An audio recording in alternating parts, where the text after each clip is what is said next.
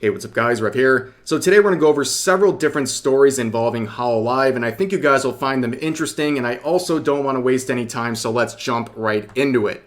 So there's nothing more satisfying than seeing karma in action. Seeing someone do something stupid or bad, and then instantly facing the consequences for it. And that's our first story for today. A musician who has collaborated with Hololive in the past, for some reason decided to cancel some of Hololive's members, and it backfires horribly.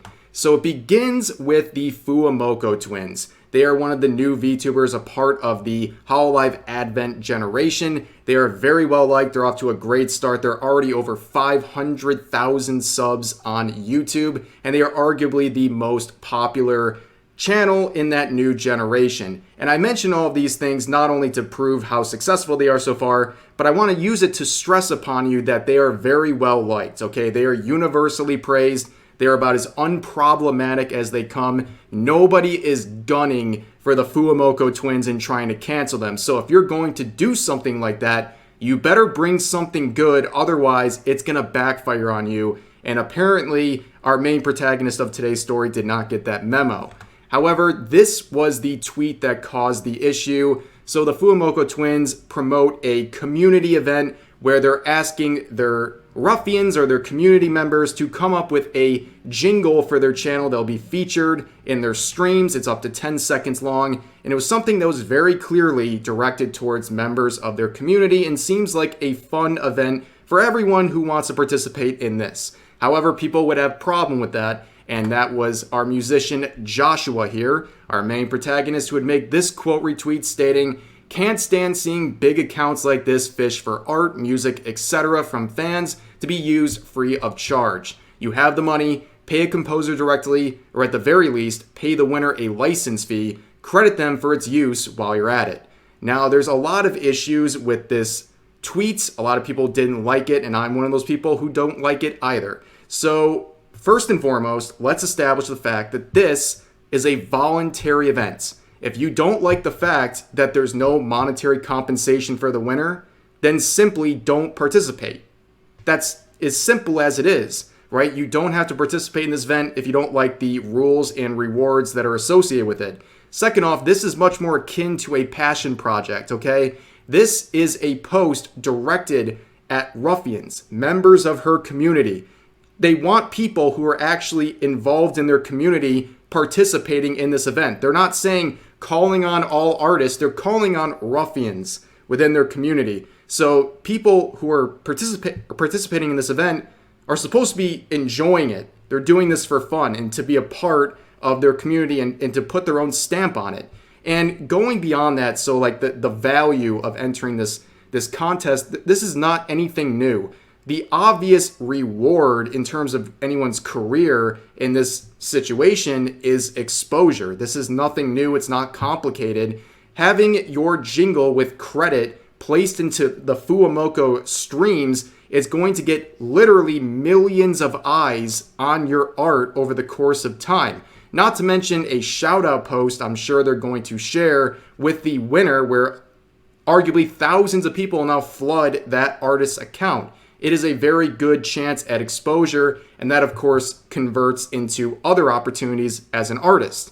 And as a small artist, this is probably about as good of a chance as you'll ever get to springboard your career. This could completely change your career overnight by winning this jingle competition. I mean, as a musician, you should know these things. I mean, think about how many free concerts there are out there. The whole reason they're not charging a ticket price is because they want as many people to participate as possible and to expose their content to as many new listeners as possible. It's like a small band opening up for a bigger band for free. They want the eyes, they want the attention. That exposure is not something you can put a price on, and it's very weird that this individual doesn't understand that and is making this to be some like sleazy, greedy practice by not just FuwaMoco, but Hololive as well, which is odd because Hololive clearly goes above and beyond to provide certain art and assets. I mean, think about all of the work and money they spend on their animations and their concerts and things like that.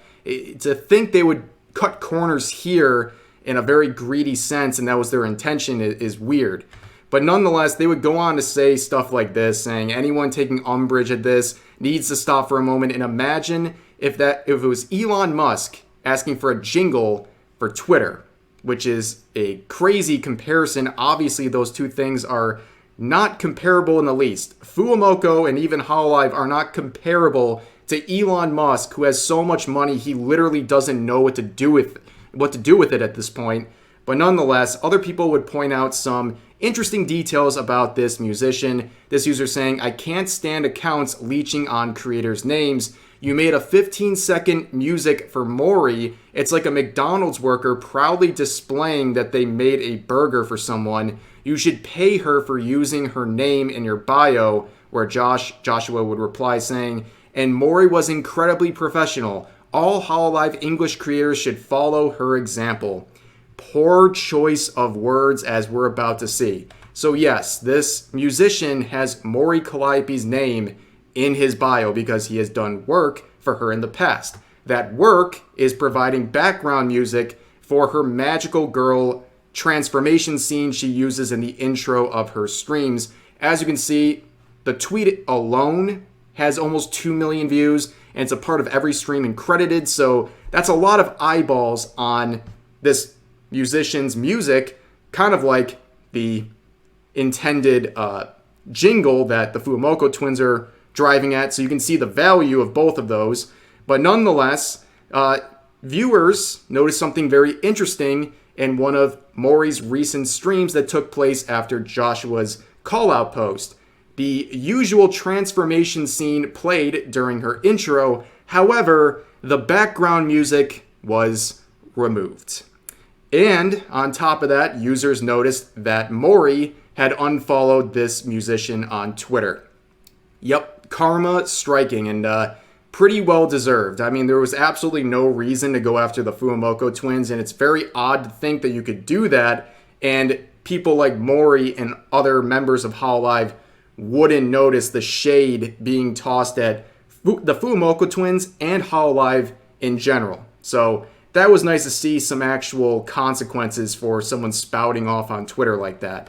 But nonetheless, we're going to move into another event people were talking about. It was the recent summer festival that just wrapped up for Hololive. It was a 2-day event where there was a open to the public, free build-up leading into 2 different concerts that were paywalled, which paywalling concerts in the VTubing sphere, that's very normal. But there was an issue. So things were going as normal in the pre-concert portion that was live to the public. However, the paywalled aspect immediately hit a snag on day 1 where users were trying to go into the third-party Zan, however you pronounce it, who was hosting this live stream, and were immediately met with error 404 because the servers were overloaded by the amount of traffic heading their way. And basically, the concert was initially delayed where they were just trying to buy time. And also, speaking of the Advent generation, shout out to them. They were doing a watch along, and while the concert was down, they were providing a lot of entertainment and keeping people basically entertained while people were waiting for the concert to come back. But eventually, it was outright canceled for the day when it appeared that they wouldn't be able to fix the server issues, and refunds were starting to come out. And things got more interesting because shortly after, Hololive announced that they were going to release the concert that was previously paywalled out to the public for free on YouTube. So if you were, interested in that and you didn't want to pay money, it is live and it is free on YouTube. And many people thought that was a huge win for Hololive. And in fact, things continued the next day and things went smoothly, and the paywalled portion on Zan went as expected and it performed as it was supposed to. And here we are at the end, and things were a bit rocky at first, but they ended up pretty good. And a lot of people are praising Hololive, Cover Corp, and their management for these decisions because this started off as a really bad, really sloppy concert. People were unhappy, but they turned a potentially really bad situation into a pretty positive one, where not only did they provide a free concert, but also there was this weird effect where people had not even heard of the concerts before the first one had its issues, and they saw posts talking about the first concert crashing and they said, oh, well, I want to get in on this now, and they bought tickets to part 2. So it almost worked out in a weird way to bring in new viewers and customers that had not even heard of this concert, but Hololive did their best, and I think they did a really good job managing a sloppy situation. And unfortunately for that server provider there, they're probably not going to be seeing any work with Hololive anytime soon. But yeah, nonetheless, they fixed a pretty sloppy event and did pretty good in terms of management and their decisions. But there's one more story I want to end with today really quick. So in the fallout of the graduation of Magni and Vesper, there's been a lot of talks, and unfortunately people are coming after Kiara, of all people, for her reaction to the news. And people are basically saying that she's cold and she's mean and all these things.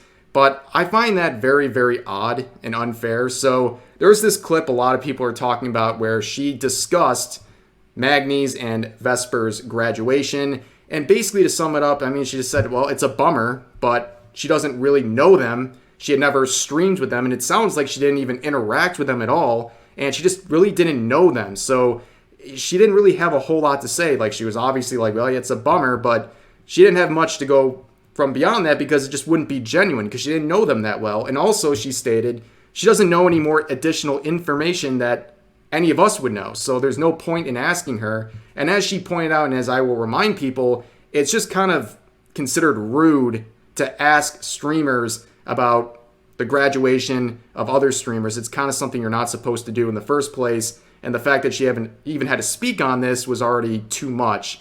But people are taking some of these quotes out of this clip and trying to frame her in a negative light when it's just a totally unfair thing to do. I mean, if you've ever worked in a big office, for example, there's people who go to the same office every single day with you who you don't even know their names because it's just not relevant. You don't work with them. You stay in your own little bubble. You have your own things to focus and work on. And that's probably the case here with Hololive. Like, not every person is doing co-ed streams. Kiara is not one of those people who does co-ed streams. And you probably just don't cross paths.